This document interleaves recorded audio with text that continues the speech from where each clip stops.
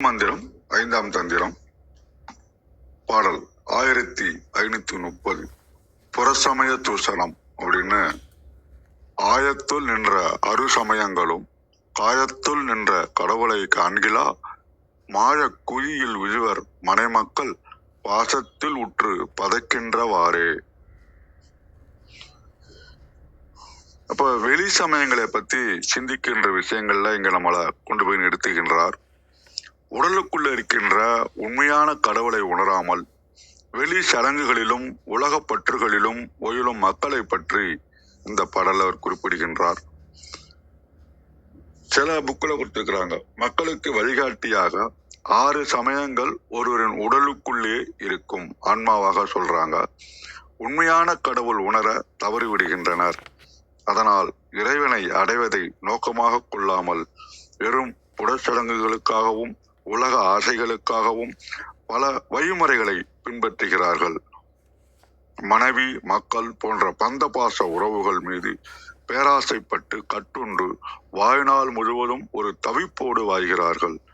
திருமூலர் காட்டும் 6 சமயங்கள் அல்லது வழிமுறைகள் சொல்லும் போது தியானம், ஜபம், பூஜை, சக்கரம், நாணம் மற்றும் புத்தி மந்திர எழுத்துக்களை ஆராய்ந்து அறிதல். அப்போ உள்ளத்து இறைவனை உணர்வதை விட்டுவிட்டு புறவழி சடங்குகள் செய்வதால் பயனில்லை. தத்துவ பரல சொன்னோம்னா சைவ சித்தாந்தம் முப்பொருள் உண்மையை சொல்லுகின்றது. பதினா இறைவன், பேரறிவு வடிவமாகின்ற சிவன். பசுனா உயிர் அல்லது ஆன்மா, கட்டுன்ற நிலையில் உள்ள ஆன்மா. பாசம் அப்படின்னா கட்டு, உயிரை அறியாமையில் ஆழ்த்தும் மலம், கண்மம், மாயை என்கின்ற 3 குற்றங்கள். இப்ப ஆன்மா அப்படின்ற பசு இறைவன் என்கின்ற பதியை அறிய முடியாமல் பாசத்தில் சிக்கி தவிக்கின்றன, ஆசையில் மாலையில் மாட்டி திணறுகின்றன. அப்ப காயத்துள் நின்ற கடவுள், இதான் ரொம்ப முக்கியமான விஷயம். இன்டர்னல் வர்ஷிப் அப்படின்னு சொல்றாங்க, அக வழிபாடு. காயத்துள் நின்ற கடவுளை காண்கிலா என்கின்ற வரி சைவ சித்தாந்தத்தின் அக வழிபாட்டு அந்தரங்க பூஜை முக்கியத்தை வலியுறுத்துகின்றது. இறைவன் எங்கோ விண்ணுலகில் இல்லை, அவர் உயிரோடு உயிராக உடலின் ஆதாரமாக கலந்து நிற்கின்றார். கடவுளை காண்பதற்கு ஆலயங்கள், சடங்குகள், மூர்த்திகள் துணை செய்யலாம். ஆனால் உண்மையான நாணம் என்பது நம் உள்ளமே கோயில் என்பதை உணர்ந்து நம் சிந்தனையின் ஆதாரமாக ஆன்மாவின் உணர்வாக விளங்கும் சிவத்தை நம் உள்ளே உணர்ந்து தரிசிப்பதுதான். உயிரின் உள்ளே அருவமாக இருக்கும் இறைவனின் உண்மைத்தன்மையை உணர்வதில்லை, மற்ற சடங்குகளிலே கவனம் செலுத்துகின்ற அப்படின்றதுதான் திருமூலரில் அதிகமாக நம்மளுக்கு வலியூட்டுகின்ற ஒன்றாக இருக்கின்றது. கோர் செய்தி என்னன்னா, வெளியே தேடுவதை நிறுத்தி உள்ளே நோக்கி பார், உன்னுள்ளே நிற்கும் கடவுளை உணர் அப்படின்றதுதான் முக்கியமான ஒரு கோர் டாபிக். பற்றை விற்று அகவழியாக இறைவனை உன் உடம்பிலே உன் உள்ளே உணர்வதே இதனுடைய முக்கிய தாற்பயம் அப்படின்னு இந்த பாடல நமக்கு உணர்வூட்டுவதாக உணர்கின்றேன். மிக்க நன்றி. வாருங்கள் ரத்னகுமார் ஐயா, வணக்கம். நன்றிங்க. திருச்சிற்றம்பலம். திருமூலர் திருவடிகள் போற்றி போற்றி. திருமூலரின் திருமந்திரத்தில் 5ஆம் தந்திரத்தில் 21வது அத்தியாயம் புறச்சமய நிந்தனை. பாடல் 1530 பார்த்து கொண்டிருக்கின்றோம். பாடல் ஒலிக்கின்றது. ஆயத்துள் நின்று அரு சமயங்களும் காயத்துள் நின்று கடவுளை காண்கில மாய குழியில் விழுவர் மனை மக்கள் பாசத்தில் உற்று பதைக்கின்றவாறே. புறசமய நிந்தனை, அதாவது இறைவனை அடைய வேண்டும் என்று வழிபாடு செய்யாமல் ஆசைகளுக்காக புற வழிபாடு செய்வதை நிந்திப்பது அப்படின்னு கொடுத்திருக்காங்க.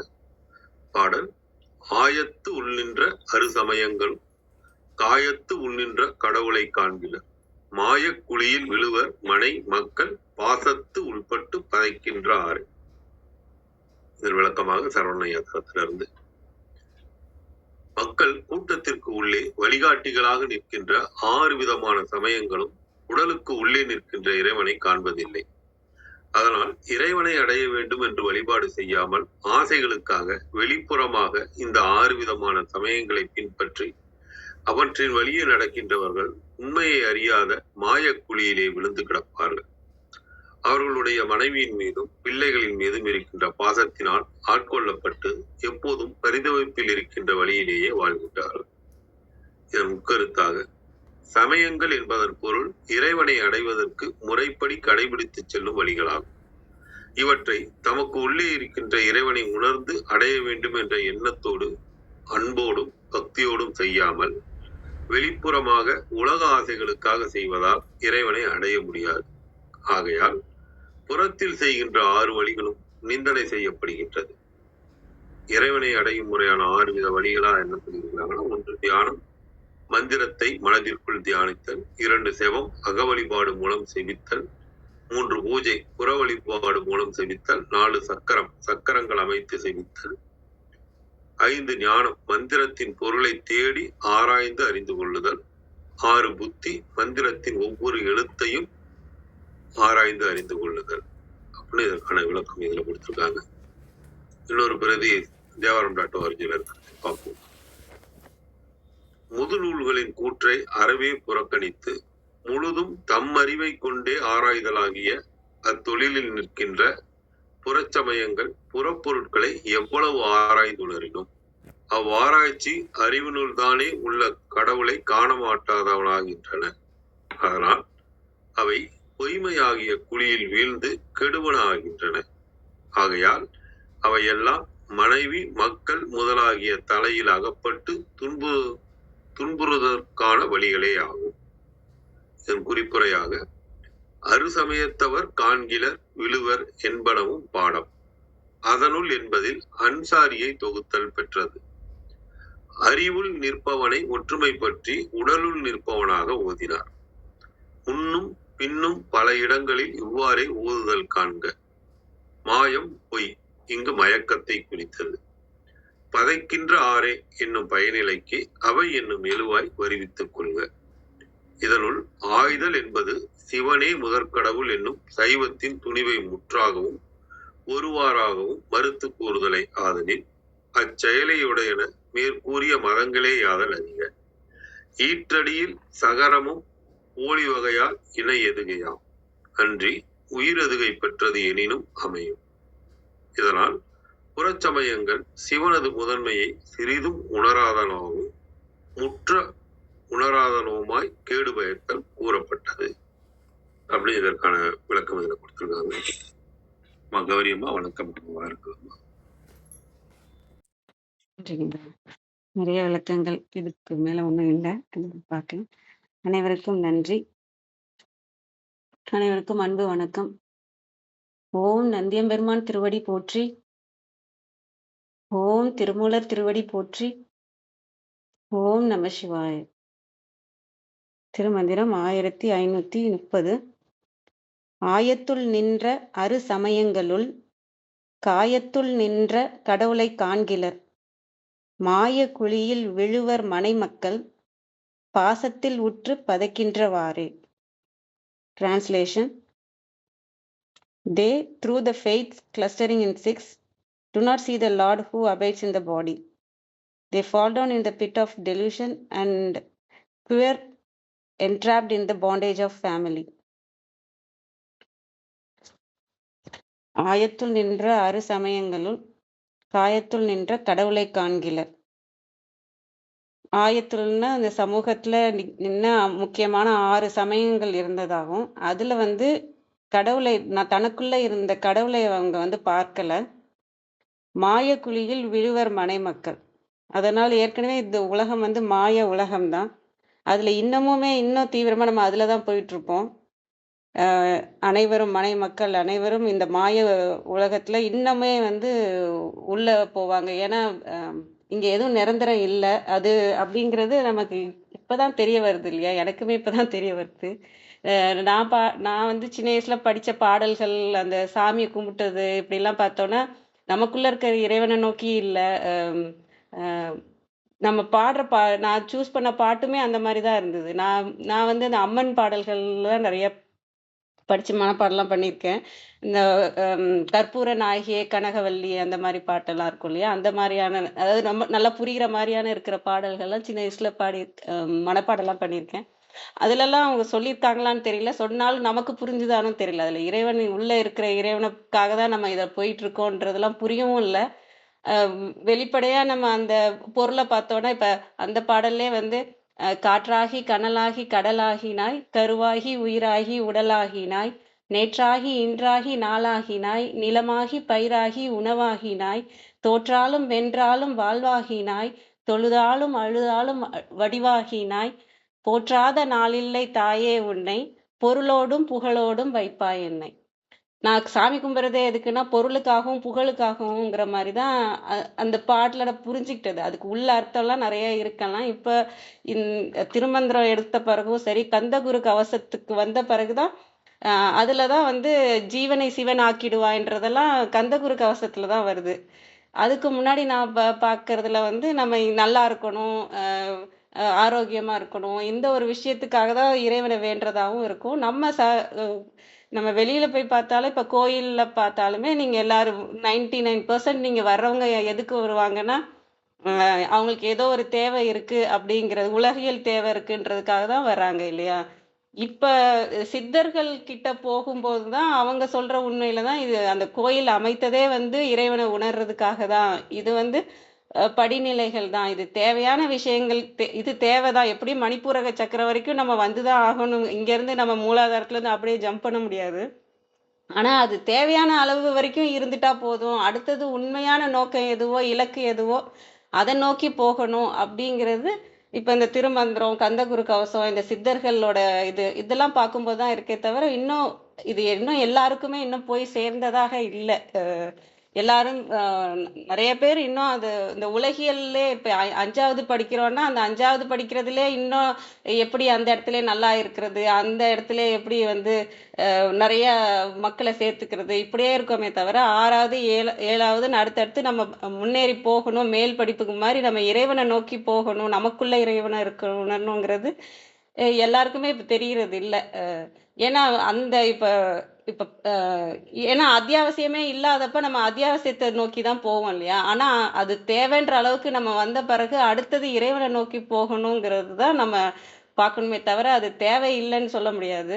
பணமும் தேவை, சாப்பாடும் தேவை, மக்களும் தேவை, இப்படி எல்லாமே தேவை. ஆனா தேவையான அளவு மட்டும் அது இருந்துட்டு, அடுத்தது நம்ம இறைவன நோக்கி போகறதுக்கான விஷயங்கள் பண்ணணும். ஆனா அந்த சமயத்துல இருந்த 6 சமயங்கள்னு சொல்றாங்க. ஆனா சமய நிந்தனை நம்ம செய்யக்கூடாது தான். ஆனா வந்து இன்னும் இருந்தாலும் அத நமக்கு சொல்றாங்கன்னா, நம்ம வந்து அறியாமையிலே இருக்கக்கூடாது. அடுத்தடுத்த நிலைக்கு போகணும் அப்படிங்கிறது தான். இது என்னோட இதுல வந்து பசுபதி, காபாலிகம், மகாவிரதம், காலாமுகம், பைரவம், வாமம் இந்த மாதிரியான சமயங்கள் இருந்ததாவும், அது அது வந்து புற சடங்குகள் நிறைந்து இருந்ததாவும், அதுல வந்து பலி குடுக்குறது, மண்ட ஓடு வச்சு பண்றது, தாந்திரீக முறைகள், சித்திகள் பெறதுக்காக, அந்த மாதிரி பழங்காலத்துல சமயத்துல தீவிரமான சடங்குகள்லாம் இருந்ததாவும் இருக்கு. ஆனா அதெல்லாம் எதுக்கும் அதிலேயே மாட்டிட்டு அப்படியே இருந்திருக்கிறாங்க. அந்த இத சொன்னதாவும் இதுல போட்டிருக்கு. அப்படியும் இருக்கலாம். ஆனா நம்ம வந்து இந்த எதுவுமே இங்க நிரந்தரம் இல்ல அப்படின்றது புரிஞ்சுட்டு, அது எவ்வளவு வேணும் அப்படிங்கிறது ஏன்னா எல்லாத்துக்குமே இங்க எக்ஸ்பைரி டேட் இருக்கு இல்லையா? நம்ம உடலுக்கும் ஒரு எக்ஸ்பைரி டேட் இருக்கு. நம்மளோட பொருள் நம்ம என்னெல்லாம் சேர்த்து வச்சிருக்கோமோ, அதுக்கும் இது இருக்கு. எல்லாத்துக்கும் இங்க எக்ஸ்பைரி டேட் இருக்கிறதுனால, அத போய் நம்ம பற்றிக்கொண்டே இருந்து, அடுத்த நிலைக்கே போகாம நம்ம இருக்கக்கூடாது. அந்த அறியாமையிலே நம்ம இருக்கக்கூடாது அப்படிங்கிறதுக்காக ஏன்னா இது நம்ம இப்பதான் சமயத்த பத்தி தான் பார்த்துட்டு இருக்கோம். எத நம்பணும்னு, எப்படி இருக்கணும், எது உண்மை, நமக்குள்ள இருக்கிறதா உண்மையா, என்ன ஏதுன்னு இப்பதான் நம்ம தெரிய வந்துகிட்டு இருக்கோம். அப்ப வந்து இந்த நிலையில்லாததுல நம்ம வந்து கவனத்த போடாம, எப்படி நம்ம வந்து நான் வந்து பணம் சம்பாதிக்கிறேன், நான் சாப்பிடுறேன், நான் வேலை செய்றேன் அப்படின்னு அந்த என்ன செய்றோங்கிறதுலே கவனம் வச்சு, இந்த உலகத்துக்காகவே நம்ம வாழாம, அந்த நான் செய்கிறேன்னு நமக்குள்ள ஒண்ணு இருக்கு இல்லையா? அது ஜீவனா இருந்து அதுதான் அப்டேட் ஆகுது. இந்த உலகியல் இது இல்லாம, நமக்குள்ள இருக்க ஜீவன அப்டேட் பண்ணோம்னா தான் அது ஆன்மாவாக அப்டேட் ஆகணும். அந்த ஆன்மா இறைவனோட சேர்ற அளவுக்கு நம்ம அடுத்தடுத்த நிலைக்கு நம்ம கொண்டு போகணும். நமக்குள்ள இருக்க ஜீவசக்திய. அந்த இதுல கவனம் வைக்கணும். அந்த நானுங்கிறதுல அந்த உணர்வு இருக்கு இல்லையா? நானுன்ற உணர்வு ஒண்ணு நமக்குள்ள இருக்கு. நம்ம சின்ன வயசுலேருந்து எத்தனையோ பட்டிருப்போம். ஆம், கஷ்டப்பட்டிருப்போம், சந்தோஷப்பட்டிருப்போம், இதை வாங்கியிருப்போம், அதை வாங்கியிருப்போம், என்னென்னமோ நடந்திருக்கும். அந்த செயல் எல்லாத்தையும் நீக்கிட்டு அது யாருக்கு நடந்தது அப்படின்ற அந்த உணர்வு இருக்கு இல்லையா? நான் என்ற உணர்வு. அந்த நான் என்ற உணர்வை பற்றி கொண்டே இருந்தோம்னா நமக்குள்ள இருக்க அந்த ஜீவசக்தியை நம்மளால புடிச்சுக்க முடியும். அந்த ஜீவசக்தியை நம்ம கவனம் கொடுக்க கொடுக்க அந்த ஜீவசக்தி ஆன்ம சக்தியாகவும் வரும். அடுத்தது இறைவனையும் நம்ம போய் சேர முடியும். அந்த இடத்துக்கு நீங்க திரும்புங்க, மேல் படிப்புக்கு வாங்க. இந்த அறியாமையிலே இருந்தா அந்த பாசத்தில் உற்று பதைக்கின்ற வரை இது துன்பத்திலே இந்த இதுலயே நீங்க இதுதான் முக்கியம், இதுதான் நிரந்தரம் அப்படின்னு நீங்க எதை பிடிச்சிட்டு இருந்தாலும் இங்க நிரந்தரம் கிடையாது. அது உறவாக இருந்தாலும் சரி, பொருளாக இருந்தாலும் சரி, இங்க எதுவுமே நிரந்தரம் இல்லை. இன்னைக்கு இருக்கிறவங்க நாளைக்கு இருக்கிறது இல்லை. இன்னைக்கு நான் பேசிட்டு இருப்போம், நாளைக்கு இருப்போமான்னு தெரியாது இல்லையா? அதனால இங்க எதுவுமே நிரந்தரம் இல்லைங்கிறப்ப நமக்கு கிடைச்சிட்டு இருக்க காலம் வந்து ரொம்ப கம்மியான காலம். 100 வருஷம்னு வச்சுக்கிட்டாலுமே அதுல நம்ம ஃபர்ஸ்ட் 3 படி நம்ம அந்த பணம், வாழ்வாதாரம், மக்கள் இதெல்லாம் நம்ம தாண்டி வந்து இறைவனை பிடிச்சி அந்த இது போகணும். நம்ம பார்த்த மாதிரி தான் பிறவி கடலை தாண்டறது அவ்வளவு ஈஸி இல்லை. அப்படி இல்லாம அறியாமையிலே அதிலே சிற்றின்பத்திலே நம்ம வந்து இருக்கக்கூடாது. அது தேவையான அளவு கிடைச்சிருச்சா இது போதும்னு அந்த நிறைவுக்கு வந்துட்டு அடுத்து இறைவனை நோக்கி போகணும். அந்த அறியாமையில இருக்காதீங்க அப்படின்னு சொல்றதா நான் இந்த பாடல்ல இருந்து புரிஞ்சுக்கிறேன். அனைவருக்கும் நன்றி. வாங்க கீர்த்திகாமா. வணக்கம் அம்மா.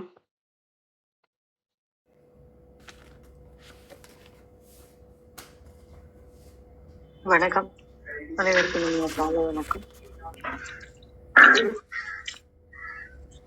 இந்த மந்திரத்துக்கு உண்டான விளக்கம் வந்து லைனையால் வந்து கௌரியம்மா, ரத்னாயா எல்லாருமே ரொம்ப தெளிவா நீளமா பார்த்தாச்சு.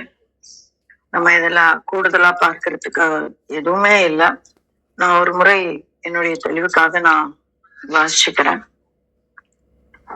ஆயத்துள் நின்ற அரு சமயங்களும் காயத்துள் நின்ற கடவுளை காணல. மாயக்குழியில் விழுவர் மனை மக்கள் பாசத்தில் உற்று பதைக்கின்றவாறே அப்படின்னு சொல்றாங்க. அப்ப ஆயத்துள் நின்ற அப்படின்னா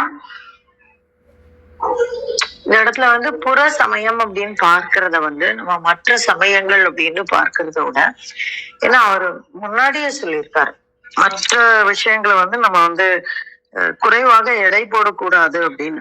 அப்ப இந்த இடத்துல என்ன சொல்றாரு அப்படிங்கறத நம்ம ரொம்ப உன்னிப்பா கவனிக்கணும். புறத்துல இருக்கக்கூடிய விஷயங்கள் கூட்டமாக நிற்பது. எது கூட்டமா இருக்கும் அப்படின்னாக்கா எதிரான சில விஷயங்கள், அதாவது நம்மளுடைய பயணத்திற்கு எதிரான சில விஷயங்கள். என்ன சொல்லுவாங்கல்ல, என்னமோ சிங்கம் தனியாதான் சிங்கிளாதான் வரும் அப்படின்லாம் டயலாக் வரும்ல, அந்த மாதிரி இந்த இடத்துல வந்து நம்முடைய மனம் இதை நோக்கி போகும் அப்படின்னாக்கா இந்த உலக பற்றுக்களை, உலக இன்பங்களை நோக்கி போகும். அதுதான் வந்து சமயம் அப்படிங்கிறதே ஒரு வாழ்வியல் முறை தானே நமக்கு. அப்ப அந்த வாழ்வியல் முறை, அதனாலதான் இந்த இந்த உள் பயணத்திற்கு எதிரான வாழ்வியல் முறை, அந்த விஷயங்கள் அப்படின்னு நம்ம எடுத்துக்கிறது பொருத்தமா இருக்கும். அரு சமயங்கள் அப்படின்னு சொல்றாரு. இந்த அரு சமயம் அப்படிங்கறத வந்து நம்ம வந்து இந்த 6 சமயங்கள் அப்படின்னு நம்ம எடுத்துட்டோம்னாக்கா சைவமும் அதுல அடங்கும் இல்லைங்களா? அப்போ எப்படி அது இத சொல்ற மாதிரி இருக்கும் அப்படின்னு நம்ம ஒரு தடவை கேள்வி கேட்டு பாத்துக்கணும். ஏன்னா நீங்க 6 சமயங்கள் சண்மதம் அப்படின்னு சொல்லும்போது அதுல வந்து சைவமும் இதுல ஒன்றாக இருக்கக்கூடியதுதான். சைவம், வைணவம், கணாபத்தியம், கௌமாரம், சாக்தம், சௌரம் இல்லைங்களா? அந்த சேர்ந்துதான் 6. அப்போ இந்த இடத்துல ஆயத்துள் நின்ற அரு சமயங்களும் காயத்துள் நின்ற கடவுளை காண்கிலா அப்படின்னாக்க எப்படி ஆகும்? அப்ப 6ன்னு வந்திருக்க கூடாது, 5ன்னு வந்திருக்கணும் இல்லைங்களா? அப்போ இதுக்கு என்ன மாதிரியான ஒரு பொருள் அப்படின்னா, நான் பார்க்கறது என்ன அப்படின்னாக்க அரு சமயங்கள் அப்படின்னு பார்க்கும் பொழுது இந்த புறமாக நிற்கின்ற அத்தனை விஷயங்களும் அப்படின்னு நம்ம எடுத்துக்கலாம். 6 விஷயங்கள், இந்த உடலை இயக்கக்கூடிய 6 விஷயங்கள், அதனுடைய 6 தன்மைகள் அப்படின்னும் நம்ம புரிஞ்சுக்கலாம். ஏன்னா மூலாதாரத்துக்குன்னு ஒரு தன்மை இருக்கு, சுவாதிஷ்டான மணிப்பூரகம் இவங்களுக்கு எல்லாம் ஒரு தன்மை இருக்கு. சோ அந்த மாதிரி அப்படின்னு நம்ம புரிஞ்சுக்கலாம். ஆனா எல்லா உரையாசிரியர்களும் ஒட்டுமொத்தமா 6 சமயங்கள் அப்படின்னு தான் சொல்றாங்க. அது சரியாதான் இருக்கணும். ஆனா நம்ம வந்து திருமூலர் வந்து யாரையும் எதையும் வந்து பழிக்கல நமக்கு. அப்ப நம்ம எப்படி எடுத்துக்கணும் அப்படின்னாக்க, இத்தனை சமயங்களிலும் இருக்கக்கூடிய புறத்தன்மை வயப்பட்ட விஷயங்கள் அப்படின்னும் நம்ம எடுத்துக்கலாம்.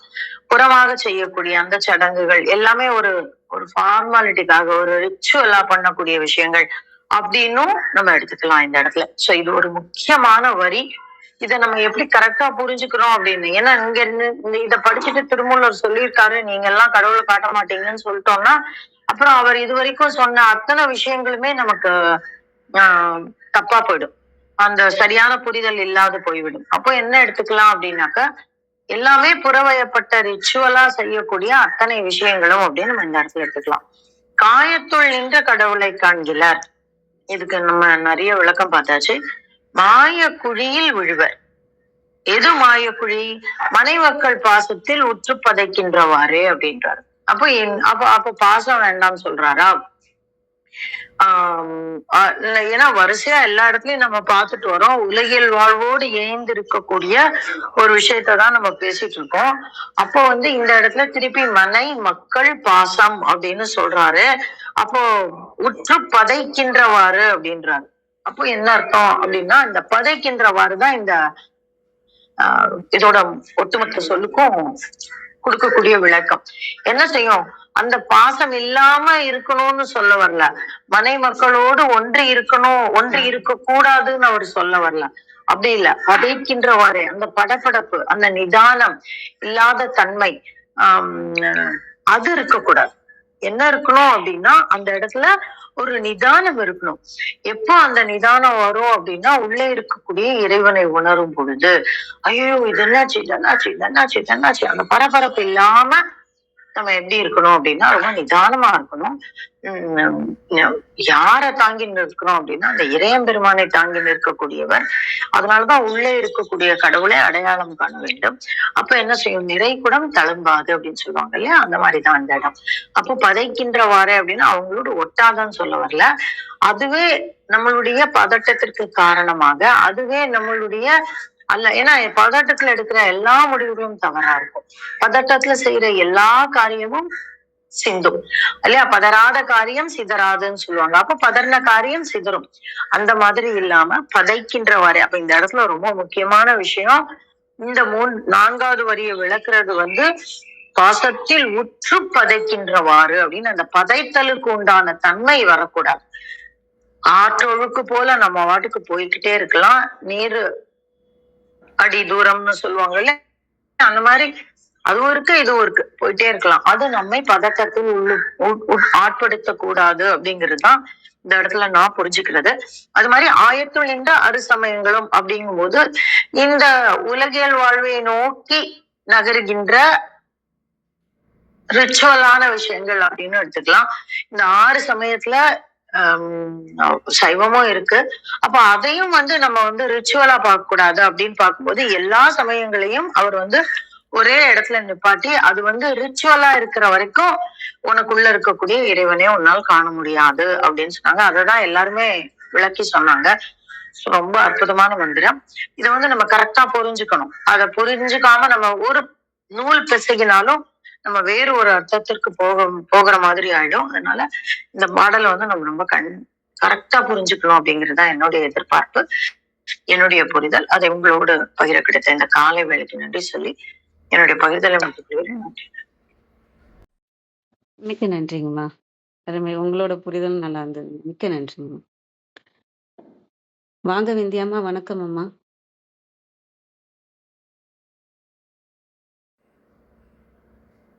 அனைவருக்கும் வணக்கம்.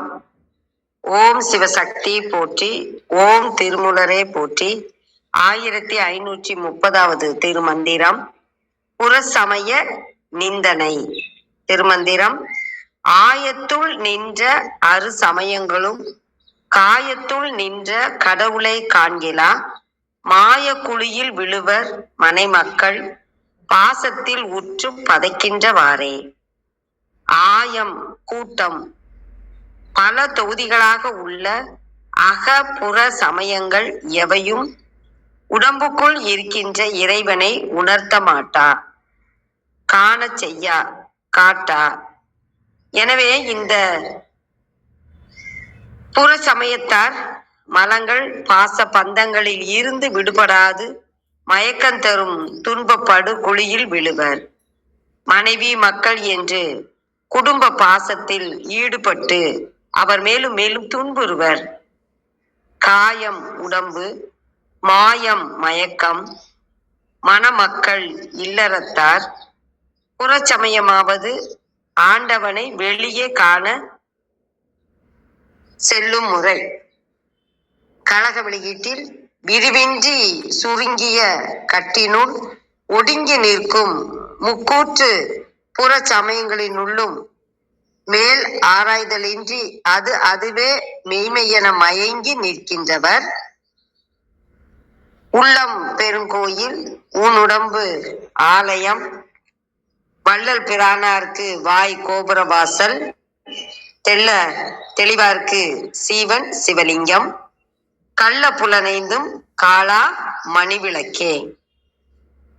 உள்ளம் மனம் கருவறை ஊனுடம்பு ஆலயம் ஆறுயிர்களுக்கு அருளை வாரி வழங்கும் வள்ளலாக விளங்குகிற பரம்பொருளை சென்று வழிபட வெளிவாசல் கோபுரவாசல். வாய் அறிவு விளக்கமுற்று அறியாமை இருளகன்று தெள்ள தெளிவான மனநிலை வாய்க்க பெற்றவர்க்கு உயிரே வழிபட்டு வணங்கத்தக்க சிவலிங்கம். உடலில் பொருந்தியுள்ள மெய் வாய் கண் மூக்கு செவி என்னும் 5 புலன்களும் கோவிலின் 5 பெரிய அழகிய மணி விளக்குகள். ஊன் உடம்பு சதை உடல் சீவன் உயிர். மெய்வாய் கண் மூக்கு செவி என்னும் 5 புலன்களையும் கள்ள புலன்கள் என்றது அவை பொருந்தி உள்ள உடலுக்கு வஞ்சகமாக அறிவை தம் இச்சைக்கு ஏற்ப செயல்பட செய்வதால் அவை கள்ள புலன்கள் எனப்பட்டன.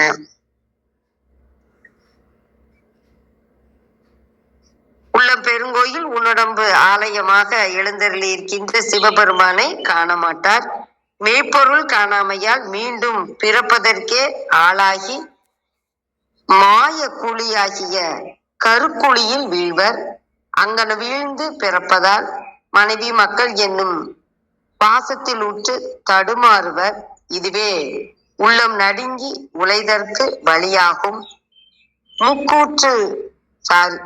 முக்கூறு புறப்புறம் புறம் அகப்புறம். அனைவருக்கும் நன்றி, வணக்கம். சிவசிவ. திருச்சிற்றம்பலம். நன்றிங்கம்மா, மிக அருமை. மாய குழியல் கருக்குழியா பார்த்தது ரொம்ப ரொம்ப அருமையா இருக்கு. நன்றிங்கம்மா, மிக்க நன்றி. வேற யாருக்கும் எதுவும் கேள்வி இருந்தா கேட்கலாம். பிரணவனையா சொல்லுவாங்க.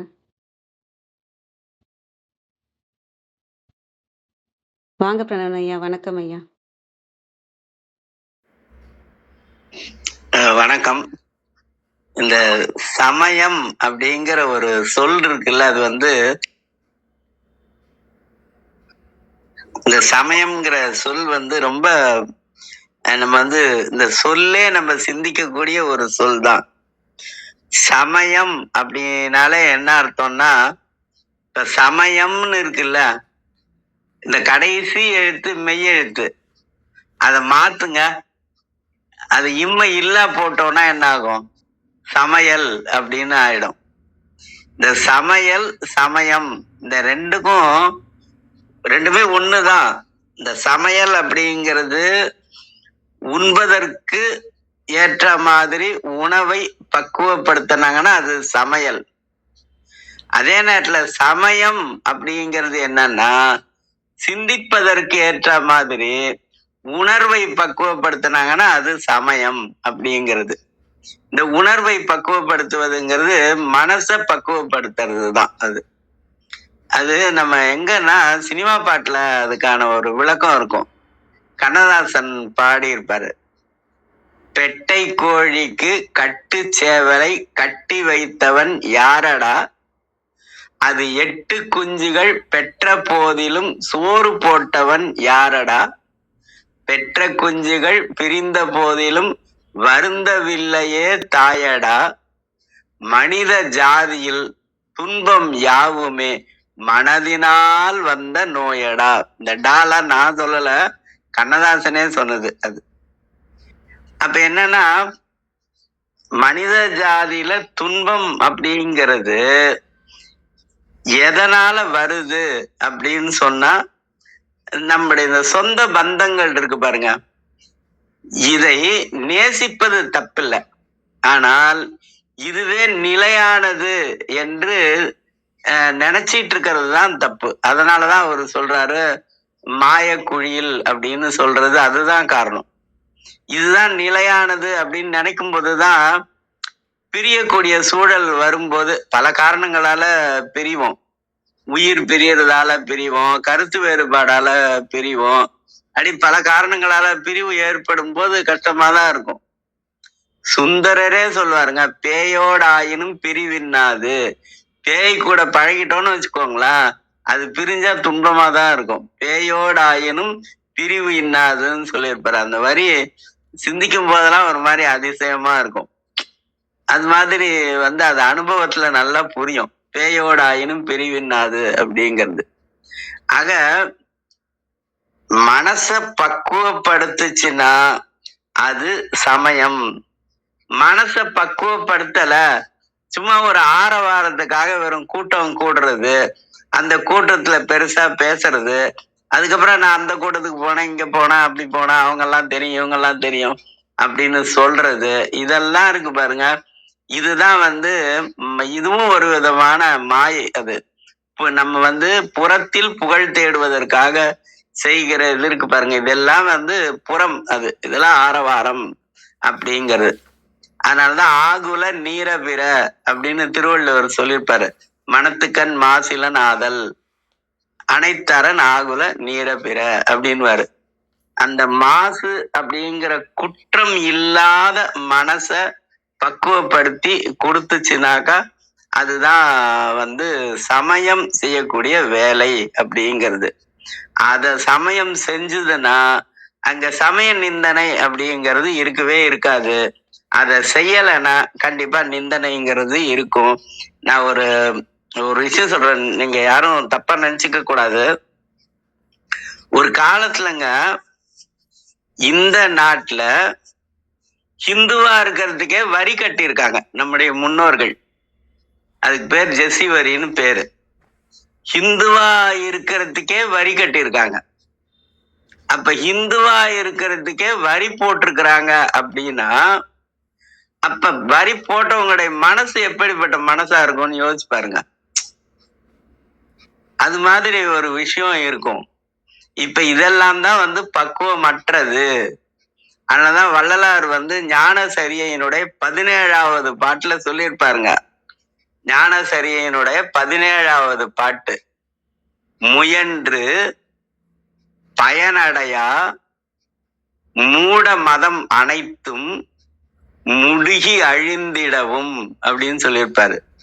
முயன்று முயற்சி செய்வாங்க, செஞ்சும் பயன் இல்லை. முயன்று பயனடையா மூட மதம் அனைத்தும் முடுகி அழிந்திடவும் அப்படின்னு வள்ளலார் ஞானசரியையில 17வது பாட்டுல சொல்லியிருப்பார். உயிர் இரக்கம் வேணும் அப்படின்னு சொல்றது தனி மனிதனுக்கு. ஆனா மனிதனை பிரிக்கக்கூடிய கூட்டம் இருக்கு பாருங்க, கடவுள் பேரால் மதத்தின் பேரால் பிரிக்கக்கூடிய கூட்டம் இருக்கு பாருங்க, அதெல்லாம் மூட மதம் அப்படின்னு வள்ளலார் சொல்லியிருப்பாரு. அதனாலதான் மதங்கள், மார்க்கங்கள், சமயங்கள் என்பவற்றின் ஆச்சார சங்கற்ப விகற்பங்கள் எங்கள் மனதில் எக்காலத்திலும் எவ்வளவும் பற்றாவண்ணம் அப்படின்னு சத்திய சிறுவிண்ணப்பத்துல வள்ளல் பெருமான் சொல்லியிருப்பார். அது மாதிரி ஒரு விஷயம் இருக்கும். இந்த சமய நிந்தனை இல்லாத ஒரு நிலைக்கு என்ன பேருன்னா சமய அதீதம் அப்படின்னு பேருங்க. சமயத்தையும் கடந்து இறைவனை உணர்வது அப்படிங்கிறது. அத அந்த 6 சமயம் அப்படின்னு எல்லாருமே சொல்றாங்க. அத 3 கூறா விந்தியாம்மா பிரிச்சு சொன்னாங்க. அது எப்படின்னா, புறப்புற சமயம் 6, அப்புறம் புறச்சமயம் 6, அகப்புற சமயம் 6. இது 6ஐயும் தனித்தனியா சொல்லியிருப்பாங்க. ஆனா இது 6ம் இருக்குது. எனக்கு அந்த பேரு, அந்த 18 சமயங்களோட பேர் தெரியல, ஞாபகத்துல இல்ல. அததான் இந்த 6ஐயும் சொல்லியிருப்பாங்க. அதுக்கப்புறம் அகச்சமயம் அப்படின்னு சொல்லியிருப்பாங்க. அது மாதிரி ஒரு விஷயம் இருக்கும். ஆனாலும் கூட இன்னைக்கு நம்ம சத்தினிபாதத்துக்கு அடுத்து இந்த பகுதி வரதுனால நம்ம அபிராமி அந்தாதியோட 63வது பாடல் 63வது பாடல் நம்ம என்னன்னா, பரம்பொருளை உணர வேண்டும். அந்த பரம்பொருளை உணர்வதன் மூலமாக அருளை பெற வேண்டும். அருளை பெறுவதன் வாயிலாக ஞானத்தை பெற வேண்டும். ஞானம் அப்படிங்கிறது இறைவனுடைய திருவடிதான். அது மாணிக்க வாசகர் கூட பாசமாம் பற்றறுத்து பாரிக்கு மாரியனை அப்படின்னு சொல்லியிருப்பாங்க. அதனால அந்த பாசம் அப்படிங்கிறது இருக்கும் தான், ஆனா அது இல்லாம இருக்கணும் அப்படிங்கிறது. அதனால நில்லாதனவற்றை நிலை என்று உணரும் அப்படின்னு திருவள்ளுவர் 34வது அதிகாரத்துல சொல்லியிருப்பாரு. அது மாதிரி ஒரு விஷயம் இருக்கும். அது கூட ஒரு விஷயம் என்னன்னா, கல்யாணம் ஆன உடனே திருமணம் பண்ணிக்கோ இல்லையா, அப்ப மனைவி பால் கொண்டு வந்தாங்கன்னா அது முதல் இரவு, ஆனா மகன் பால் கொண்டு வந்தானா அதுதான் கடைசி இரவு. இதை நம்ம நல்லா புரிஞ்சுக்கிட்டோம்னா அந்த நிலையானது எது, நிலை இல்லாதது எது அப்படிங்கிறது நமக்கு தெளிவா புரிஞ்சிடும். அது மாதிரி ஒரு விஷயம் இருக்கும். ஆனா நம்ம இன்னைக்கு அபிராமி அந்தாதியோட 63வது பாடல் பார்ப்போம். தேரும் படி சில ஏதுவும் காட்டி,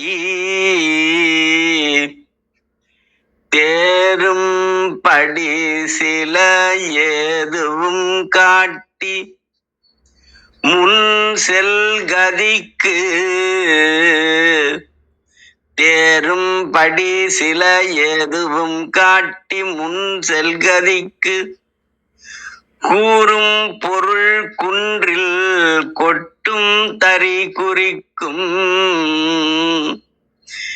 தேரும் படி சில ஏதுவும் காட்டி முன் செல்கதிக்கு கூறும் பொருள் குன்றில் கொட்டும் தறி குறிக்கும். சமயம் ஆறும் தலைவி இவளாயிருப்பது அறிந்திருந்தும், தேரும்படி சில ஏதுவும் காட்டி முன் செல்கதிக்கு கூறும் பொருள் குன்றில் கொட்டும் தறி குறிக்கும். சமயம் ஆறும் தலைவி இவளாய் இருப்பது அறிந்திருந்தும், வேறும் சமயம் உண்டென்று கொண்டாடிய வீணருக்கே. வேறும் சமயம் உண்டென்று கொண்டாடிய வீணருக்கே. சமயம் ஆறும் தலைவி இவளாயிருப்பது அறிந்திருந்தும், வேறும் சமயம் உண்டென்று கொண்டாடிய வீணருக்கே. சிவா திருச்சிற்றம்பலம். ஆடும் பரிவேல் அணி சேவலென பாடும் பணியே பணியாய் அருள்வாய் தேடும் கயமா முகனை செருவில் சாடும் தனியானை சகோதரனே. வாழ்க சீர் அடியார் எல்லாம். நன்றி. நன்றிங்க ஐயா, மிக்க நன்றி, மிக அருமை ஐயா. ஆத்மன் ஐயா கேள்வி கேட்டிருக்காங்க. சரிய கிரியை யோகம் ஞானம் எனும் 4 மார்க்கங்கள் மட்டும்தான் சைவத்தில் அடங்குமா அப்படின்னு கேட்டிருக்காங்க ஐயா. இல்ல, சைவத்துல இந்த 4ம் 16 விரியும். சரியில 4, கிரியையில 4, யோகத்துல 4, அதுக்கப்புறம் ஞானத்துல 4. இதை கடந்து போய் இந்த ஞானம் அப்படிங்கிறது ஆத்மாவை இறைவனுடைய திருவடியில கொண்டு போய் சேர்க்கணும். சேர்த்தாதான் நிறைவு பெறும் அப்படிங்கிறது. சைவம் அப்படிங்கிறது என்னன்னா சிவத்தை அடைய வேண்டும் என்ற விருப்பத்தோடு எல்லா செயல்பாடுகளையும் செய்வது. அந்த விருப்பம் இருந்ததுன்னா அதுதான் சைவம் அப்படின்னு எல்லாரும் சொல்றாங்க.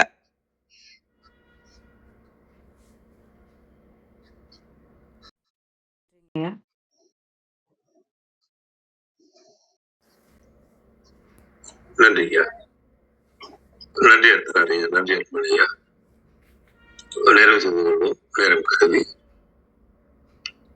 யான் பெற்ற இன்பம் பெருக இவ்வையகம் வான் பற்றி நின்ற மறைபொருள் சொல்லினேன் என்றும் காலை எழுந்து கருத்தருந்தோதிலின் ஞானத் தலைவனை நன்னோர் என்றென்றும் கூறிய திருமூலரின் கூற்றிற்கேற்ப வந்திருந்து கருத்துக்களை கூறி தெளிவுபடுத்திய சான்றோர்களுக்கும் செவி கொடுத்து சிறப்பித்த மேன்பர்களுக்கும் மிக்க நன்றி. தளம் நிறைவடைகிறது. மீண்டும் நாளை காலை 6:30 மணிக்கு கேள்வி ஞானம் ஆன்மசாசனம் சந்திப்போம்.